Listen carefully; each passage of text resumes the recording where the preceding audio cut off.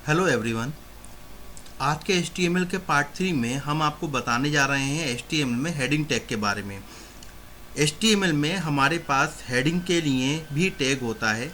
यहाँ पर जो भी हमें वर्क करना होता है उसके लिए एक टैग स्पेसिफाई किया गया है, एक बनाया गया है और उस टैग को ही हमें यूज़ करना होता है।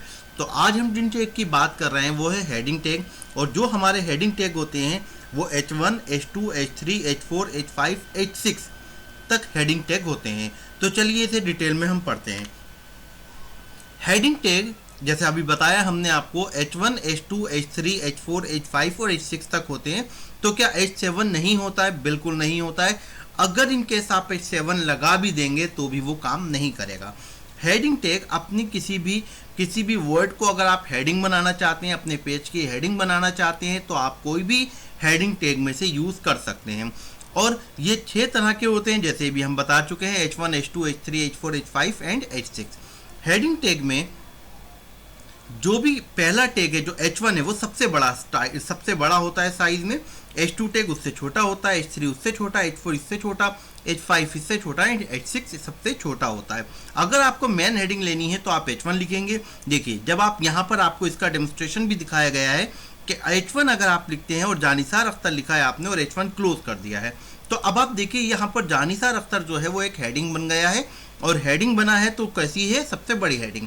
मैंने यहाँ पर एक ही नाम इसलिए लिखा है कि आपको पता चल जाए कि यहाँ पर जो हो रहा है वो कितना साइज छोटा हो रहा है। तो आप ये ध्यान रखिएगा कि आप H1 टैग लगाते हैं तो इतनी बड़ी heading, H2, H3, H4, H5, H6 इस तरीके से करते हैं। तो चलिए अब इसका प्रैक्टिकल करके भी देखते हैं कि हम इसे कैसे करेंगे, और मैं आपको बताऊंगा कि आप किस तरीके से प्रोग्राम को नोटपैड में लिखेंगे। तो चलिए शुरू करते हैं। तो ये हमने अपना नोटपैड ओपन कर लिया है। आप जानते हैं स्टार्ट ऑल प्रोग्राम्स, एसेसरीज और नोटपैड आप ओपन कर लेते हैं।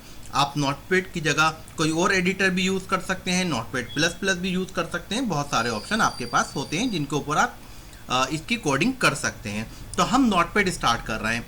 अब जैसा कि आपको पहले बताया था, कोई भी HTML का प्रोग्राम स्टार्ट होता है तो हमेशा HTML टैग से होता है, और ये केस सेंसिटिव नहीं होता। आप इसे स्मॉल में भी लिख सकते हैं और इसे कैपिटल में भी लिख सकते हैं। और देखिए जो मैं आपको बता रहा हूँ ना, तो आप उस तरीके से इसे समझिएगा और प्रोग्राम को इसी तरीके से लिखिएगा और ये अपनी हैबिट बना लीजिएगा। इसे रटिएगा मत, इसे समझ लीजिए। आप समझेंगे तो आप इसके हिसाब से अपने अपने कोड बना सकते हैं और कई सारी चीज़ें बना सकते हैं। तो हमने कोई भी HTML का प्रोग्राम स्टार्ट होगा तो हमने HTML टैग लगाया, और आप जानते हैं उसके अंदर पहला सेक्शन जो आता है वो हेड टैग का आता है। हेड सेक्शन के अंदर हमने यहाँ पर टाइटल में जो देना होता है वो हमने यहाँ पर लिख दिया है। हमने यहाँ लिखा टाइटल, और टाइटल के अंदर हमने यहाँ पर, हम क्योंकि हेडिंग टैग के लिए प्रोग्राम कर रहे हैं तो मैंने यहाँ पर हेडिंग टैग लिख दिया है, हेडिंग टैग्स, और यहाँ पर टाइटल टैग को क्लोज कर दिया। अब आप देखें यहाँ पर हमारा टाइटल कंप्लीट हो गया। अब इस यहाँ देखें ये कैपिटल हो गया है और यहाँ पर ये स्मॉल हो गया है। तो क्या इसमें कोई दिक्कत आएगी? कोई दिक्कत नहीं आएगी, और आप अपना आसानी से कर सकते हैं। अब यहाँ पर मैंने हेड टैग को बंद कर दिया। अब हमें करना क्या है? प्रोग्राम का तरीका यही होता है कि छोटे छोटे स्टेप में करके ही आप बड़े से बड़ा प्रोग्राम बना सकते हैं। आप पूरा का पूरा रटिए मत, पूरा का पूरा याद मत कीजिए। आपको कुछ नहीं याद करना है, आपको जो करना है उसके हिसाब से आप उसके ऊपर आपने टाइटल में हेडिंग टैग, क्योंकि हम हेडिंग के लिए प्रोग्राम बना रहे हैं तो हमने हेडिंग लिख दिया। अब क्या करेंगे? आप इसे इतना ही सेव करिए। आप कहेंगे बॉडी सेक्शन नहीं है, कोई दिक्कत नहीं, वो हम बाद में लिखेंगे। पहले इतना देखते हैं क्या ये इतना काम कर रहा है। बिल्कुल। फाइल में जाएंगे, सेव पर क्लिक करेंगे। अपनी फाइल को मैं सेव करता हूं, और मैं यहाँ पर डी के अंदर एक फोल्डर, मैं अभी डी के अंदर हूं, आप देख रहे हैं। मैं यहाँ पर एक फोल्डर बना लेता हूं जिसके अंदर मैं अपनी फाइल सेव करूंगा, और मैंने इसे नाम दे दिया प्रैक्टिकल क्लास। एंटर कर दिया। मैं इसके ऊपर डबल क्लिक करके, अब आप देखें मैं यहाँ पर हूँ डी के अंदर, प्रैक्टिकल क्लास के अंदर, और मैंने कोई स्पेस नहीं दिया है। अब या तो आप यहाँ पर डायरेक्ट फाइल का नाम लिख दिए, बट आप यहाँ पर ध्यान इस तरीके से भी लिख सकते हैं, D:प्रैक्टिस क्लास स्लैश, अब अपनी फाइल का नाम दीजिए जो आप फाइल का नाम देना चाहते हैं। मैंने नाम दे दिया pro1.html, और इतना करने के बाद मैं इसे सेव कर देता हूं। आप देखें यहाँ पर मैंने .html भी दे रखा है, और फाइल का नाम pro1 है जो प्रैक्टिस क्लास के अंदर, सॉरी प्रैक्टिस नहीं है, सॉरी प्रैक्टिकल है, हमारे फोल्डर का नाम प्रैक्टिकल क्लास के अंदर। सेव कर दिया। अब सेव करने के बाद आप एक वेब ब्राउजर ओपन करेंगे, स्टार्ट में जाएंगे, ऑल प्रोग्राम्स पे जाएंगे, या फिर आपको यहाँ पर भी IEX या नीचे से यहाँ से क्लिक करके भी खोल सकते हैं। मैं यहाँ पर IEXPLO लिखूंगा और एंटर कर दूंगा। आप देखें यहाँ पर इंटरनेट एक्सप्लोर खुल जाएगा। आप गूगल क्रोम भी खोल सकते हैं, कोई और सा भी ओपन कर सकते हैं। तो मैं यहाँ पर गया और यहाँ पर जाने के बाद मैंने अपनी फाइल की लोकेशन लिखी। तो मेरी फाइल है डी के अंदर, और उसके बाद मैंने यहाँ लिखा प्रैक्टिकल, जो मेरे फोल्डर का नाम है उसका नाम है प्रैक्टिकल। मैं यहाँ पर देखिए आ भी गया है, और मेरी फाइल का नाम था pro1.html। जैसे ही मैं इतना एंटर करूंगा, अगर मेरी हेडिंग पर टाइटल बार पर हेडिंग टैग लिखा हुआ आ गया, that means everything is okay, मतलब हमारा इतना प्रोग्राम बिल्कुल ठीक है। अब हमें करना क्या है, हम अपने नोटपैड में आ जाते हैं और यहाँ पर आगे का प्रोग्राम बनाते हैं।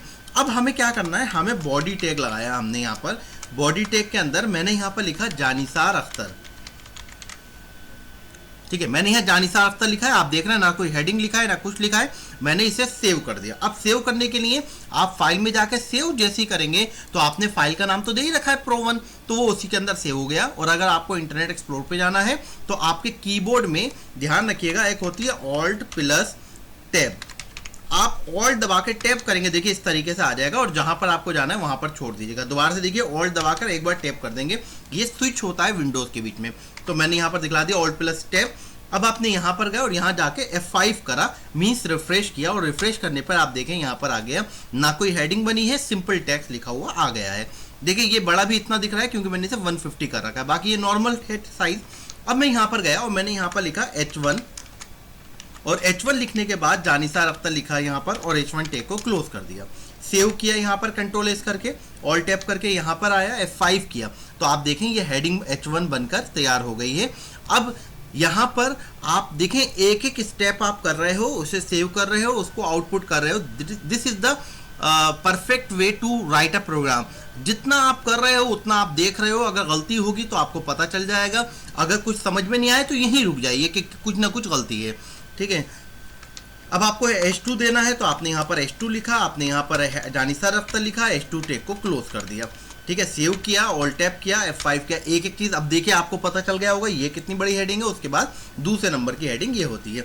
इस तरीके से आप एक एक चीज़ को करेंगे, और करने के बाद सेव करेंगे, ऑल टैप करेंगे, F5 करेंगे, इस तरीके से देखते जाएंगे। और जहाँ पर भी, अब मैं यहाँ पर देखिए कुछ जानकर कुछ गलती कर देता हूँ, और यहाँ पर मैंने लिखा जानिसार अख्तर, और यहाँ पर मैंने H4 को बंद कर दिया। आप देखें यहाँ पर भी गलती हो गई है, सेव कर दिया, ऑल टैप करा, F5, तो आप देखेंगे ये बिल्कुल नॉर्मल आ रहा है, ये हेडिंग नहीं आ रहा है, जैसे ये आ रहा है, इसका मतलब यहाँ कुछ गलती हुई है। तो आपको कोई परेशान होने की जरूरत नहीं है, आप अपने प्रोग्राम में जाइए, ऑल टैप करके यहाँ देखिए कि या तो इस लाइन में या इसके ऊपर वाली लाइन में कहीं ना कहीं कोई मिस्टेक हुई है, या तो बिल्कुल आपको यहाँ देखने पता चल जाएगा कि हमने यहाँ पर मिस्टेक की है, हम इस मिस्टेक को सही करेंगे और सेव करेंगे, ऑल टैप F5 कर देंगे, तो हमारे पास इस तरीके से आ जाएगा। अभी हमारे पास H5 बचा है, H5 हमने लिखा यहाँ पर, और यहाँ पर H5 टैग क्लोज कर दिया, H6 लिखा, ठीक है। मैं एक बार में दोनों लिख देता हूँ, आप एक एक करके देखेंगे जिससे आपको एक एक चीज़ क्लियर हो जाए। आपने यहाँ Ctrl+S करके सेव किया, ऑल टैप करके गए, यहाँ पर आए, और अब आपको यहाँ दिख रहा होगा कि जो आपकी हेडिंग है वो बड़ी छोटी छोटी छोटी सबसे छोटी तक आ गई है। तो होप कि ये आपके समझ में आया होगा, बहुत ईजी तरीके से आपने हेडिंग को समझ लिया है। अभी हमने सिर्फ और सिर्फ आपको यहाँ ये बताया है कि हेडिंग क्या होती है और किस तरीके से काम कर सकते हैं। आप कभी भी किस प्रोग्राम में H1 भी लगा सकते हैं, H2 भी लगा सकते हैं, आपकी जैसी रिक्वायरमेंट है आप उस तरीके से लगा सकते हैं। मैं यहाँ बॉडी टैग क्लोज करता हूँ और यहाँ HTML टैग क्लोज कर देता हूँ। सेव कर दिया मैंने इसे, कंट्रोल टैप ऑल टैप किया, F5 कर दिया, तो आप देखें आपका ये प्रोग्राम हो गया है जिसके अंदर आपको हेडिंग टैग के बारे में बताया गया है। अब यहाँ तक तो मैंने बता दिया आपको। अब आप इसके अंदर चेंजेस करके देखेंगे कि भाई H1 की जगह अगर मैं H3 यहाँ लगा दूँ तो क्या ऐसा पॉसिबल है, या यहाँ पर अगर H1 की जगह यहाँ पर फिर H2 दोबारा से लगा दें तो क्या क्या होगा। तो बिल्कुल ये ध्यान समझ रख लीजिए, जो टैग लगाया है वही काम करेगा, और ऐसा नहीं है कि एक टैग ऊपर लगा दिया है तो दोबारा से नहीं लगा सकते। बिल्कुल आप एक टैग को 50 बार भी लिखिए, 10 बार लिखिए, ये टोटली आपके ऊपर डिपेंड करता है। तो आज की वीडियो में मैं इसका आउटपुट नहीं दिखला रहा हूँ कि क्या होगा, ये आप अपने आप प्रैक्टिस करके देखेंगे। तो आज के लिए बस इतना ही, आगे आपकी वीडियो और लेकर आते रहेंगे HTML के स्टेप बाय स्टेप। तो अपना ख्याल रखिए, घर पे रहिए और इसकी प्रैक्टिस ज़रूर कीजिए। अल्लाह हाफिज़ and have a good day.